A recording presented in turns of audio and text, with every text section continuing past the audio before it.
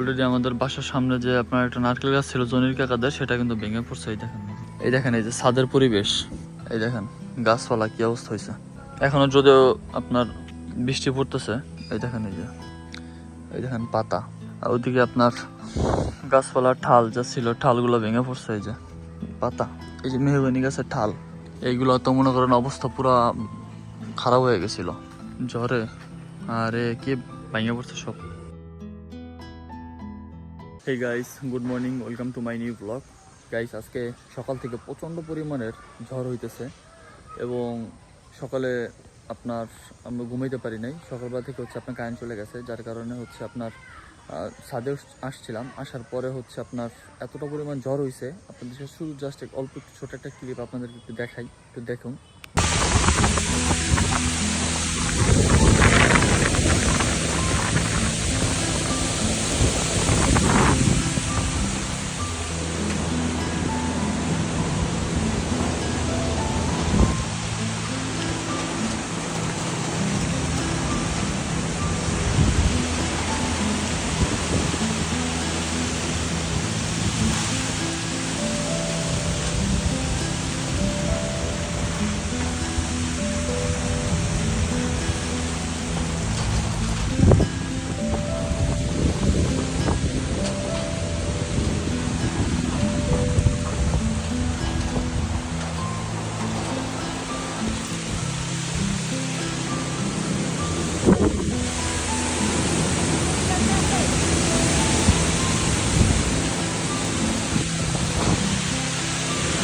ঢোকো ঢোকো ঢোকো ভিতরে ঢোকো, ঠাল টুল ভাঙ্গা পড়তা রে ঢাল। তো পরবর্তীতে ঝড় হওয়ার পরে আপনার মাত্র আপনার আসলাম ছাদে। ছাদে এসে দেখতেছে সব লন্ডভন্ড হয়ে গেছে, সব মানে ভেঙে চুরে একাকার। এই দেখেন এই যে ছাদের পরিবেশ,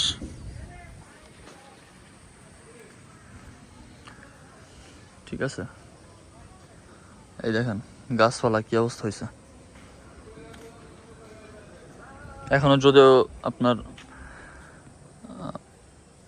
বৃষ্টি পড়তেছে, এই দেখেন এই দেখেন পাতা, আর ওইদিকে আপনার গাছপালার ঠাল যা ছিল ঠালগুলো ভেঙে পড়ছে। এই যে পাতা, এই যে মেহগনি গাছের ঠাল, এইগুলো তো মনে করেন অবস্থা পুরা খারাপ হয়ে গেছিল। সেই ভিডিও তো আপনাদের মধ্যে শেয়ার করলাম। এই দেখেন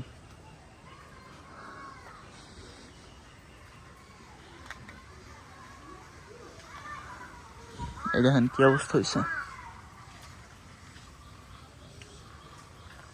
দেখছেন? এই দেখেন কি অবস্থা হয়েছে। এগুলো কিন্তু সব ঝড়ের তাণ্ডব, ঝড়ের।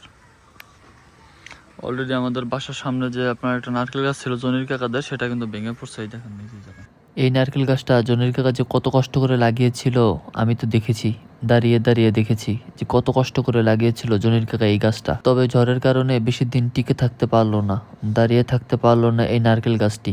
সকালবেলা 6টার দিকে ভোরবেলা এতটা পরিমাণ বিদ্যুৎ চমকাইছে আর মেঘের গর্জনের কারণে এতটা পরিমাণ ঝড় হয়েছিল, যার কারণে আমি আর ওইভাবে করে ভিডিও করতে পারি নাই। কারণ তারপরে ঝড়টা থামার পরে দেন এখন বাইরে আসছি, বাইরে এসে ভিডিও করতেছি, আপনাদেরকে দেখাচ্ছি। আম গাছের যে আম ছিল সেগুলো মনে করেন ধরেন অধিকাংশই পড়ে গেছে, আর ছাদের অবস্থা খুবই খারাপ। গাছের পাতা ছাদের উপরে পড়ে আপনার তলিয়ে গেছে। এরপরে আপনার সামনে যে গাছগুলো দেখতে পাচ্ছেন এগুলো সব গাছের ঠালগুলো ভেঙে নিচে পড়ে গেছে। ওই যে দেখেন অনেক দূরে একটা ঠাল আছে, সেই ঠালটা আপনার বিশাল বড় মোটা একটা ঠাল আপনার এটা পড়ে আছে।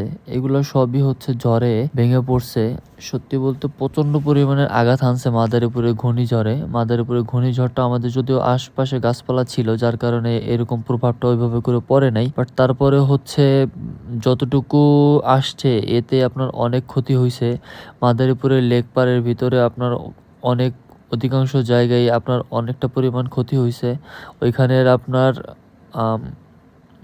সিমেন্টের চালা ছিল, সেটা আপনার ভেঙে গেছে। আর আমাদের এইখানে তো কথাই নাই। কারণ যদিও আমাদের এখানে শুধু গাছপালা, এই গাছপালাগুলো হচ্ছে আমাদের আশপাশে যেগুলো ছিল সেগুলো হচ্ছে ঢালগুলো ভেঙে পড়ছে আর কি।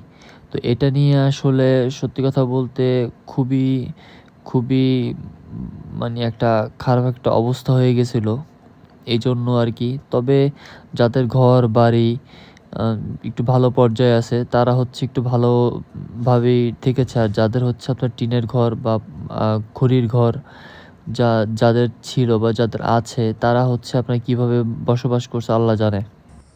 তো এখন হচ্ছে যদিও বাড়িতে কারেন্ট নেই, আর কারেন্ট নেই সেই আপনার সকাল থেকেই 6টা থেকে কারেন্ট নাই যখন ঝড় শুরু হয়েছিল।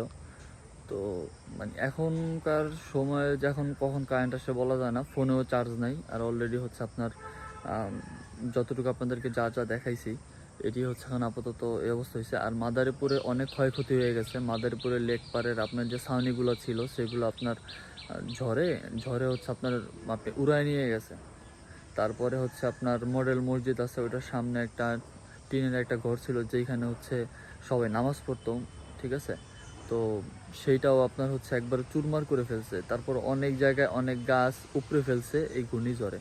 তো মাদারীপুরে ভালো ক্ষয়ক্ষতি হয়েছে। তারপরে বেশ কিছুদিন 2-1 দিন যাবৎ খবর পাচ্ছি যে আসলে মানে মেঘের গর্জনে যারা বাইরে ছিল বা বাইরে বাসায় যেতে ছিল কাজ শেষ করে, তাদেরও মাথার উপরে হচ্ছে আপনার মেঘের গর্জনের মেঘের গর্জনটা পড়ে দেন হচ্ছে আপনার অ্যাক্সিডেন্ট হয়েছে, মারা গেছে। তো কথা হচ্ছে যে আসলে এখনকার সময়ে দুর্ঘটনা এখন এরকমই ঘটতেছে। আর মানে সবার জন্য দোয়া করবেন, মাদারীপুরবাসীর জন্য, যাতে সবাই যাতে সহি সালামতে থাকে। আর শুধু মাদারীপুর জেলার জন্য না, প্রতিটা 64 জেলার প্রতিটা মানুষের জন্য আমি দোয়া করি যাতে সবাই যাতে ভালো থাকে, সুস্থ থাকে এবং সহি সালামতে থাকে। তো এই তো আজকের ব্লগটা ছিল এই পর্যন্তই। সবাই ভালো সুস্থ থাকবেন, আর অবশ্যই চ্যানেলটি সাবস্ক্রাইব করবেন। আর আপনাদের জেলার কার কী অবস্থা, কোথায় কী অবস্থা, কেমন কী অবস্থায় আছে সব কিছু কমপ্লিট কমেন্ট করে জানাবেন। সবাই ভালো সুস্থ থাকবেন। আল্লাহ হাফেজ।